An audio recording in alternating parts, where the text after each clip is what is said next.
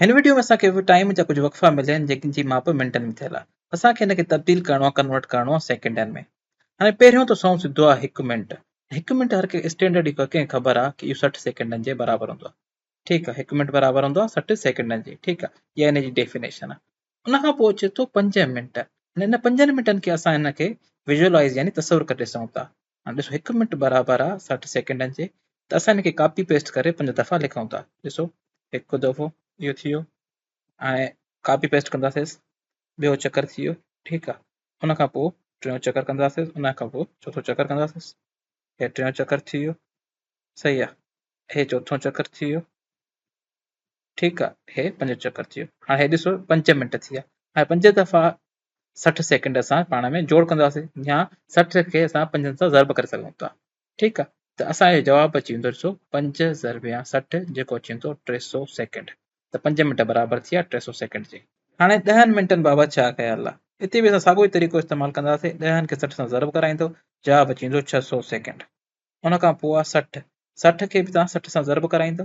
ठीकु आहे, 6 ज़र्ब 6 हूंदो आहे 36, 36 सां अगरि 2 ॿुड़ी हणंदासीं असां जवाबु अची वेंदो 3600 सेकंड। 3600 सेकंड। अचो त हाणे कुझु अॻिते वधूं ऐं थोरा मुख़्तलिफ़ सवाल कयूं। हाणे असां अॻिते कलाक, आवर्स, मिंट ऐं सेकंड टिनी में तब्दीली कन्वर्जन कंदासीं। मिंट ऐं हे थी वेंदो सेकंड। हाणे असां शुरू कयूं था हिन जी तब्दीली। ठीकु आहे, कंहिं अहिड़ी शइ खां जेका असांखे सिधो सिधी ख़बर हुजे। ठीकु आहे, हाणे असां शुरू कयूं था 1 कलाक खां।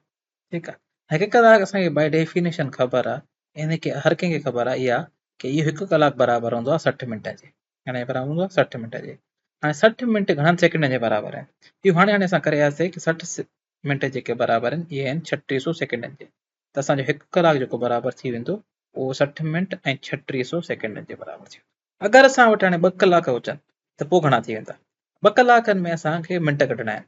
हाणे ॾिसो साॻियो तरीक़ो इस्तेमालु कंदासीं। 1 कलाक में हुया 60 मिंट, त 2 कलाकनि थींदा 2 ज़र्ब 60, 100, 2 ज़र्ब 60 थी वेंदो आहे 120 मिंट। हे थी वेंदो 120 मिंट। ठीकु आहे, हाणे 2 कलाकनि में सेकंड घणा आहिनि? हाणे तव्हां इनखे ॿिनि तरीक़नि सां करे सघो था। हिकिड़ो तरीक़ो इहो कि 120 मिंट आहिनि, हुनखे 60 सां ज़र्ब करायो, तव्हांखे सेकंड मिली वेंदा। इहो मिंटनि खां सेकंड जी कन्वर्सेशन थी वई, तब्दीली थी वई। ॿियो तरीक़ो इहो आहे कि तव्हांखे ख़बर आहे 1 कलाक में 3600 सेकंड आहिनि, त 2 कलाकनि में थींदा 2 सां ज़र्ब कराईंदा, 2 ज़र्ब 3600, 2 ज़र्ब 3600, त इहो जवाबु अची वेंदो 2 ज़र्ब 36 हूंदो आहे 72, 7200 सेकंड। 2 कलाकनि में अची विया 7200 सेकंड। हाणे छा जेकॾहिं असां वटि 10 कलाक हुजनि, तारीख़ो साॻियो इस्तेमालु थींदो। पहिरियों त मिंटनि लाइ 10 ज़र्ब सां करे थींदासीं 60, त असांखे 10 कलाकनि में मिली वेंदा, जवाबु अची वेंदो 600 मिंट। उन खां पोइ आहे 10 कलाकनि खे सेकंडनि में।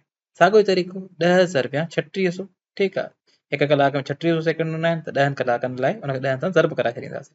इन जो जवाबु अची वेंदो तव्हां वटि 3600 खे जॾहिं 10 सां ज़र्ब कराईंदो त 1 ॿुड़ी वधाए छॾींदो, 1 0, हे थी वेंदो 36000 सेकंड। ठीकु आहे, 10 खे 3600 सां कयो, 3600 चयो, कीअं बि कयो, जवाबु ईंदो 36000 सेकंड।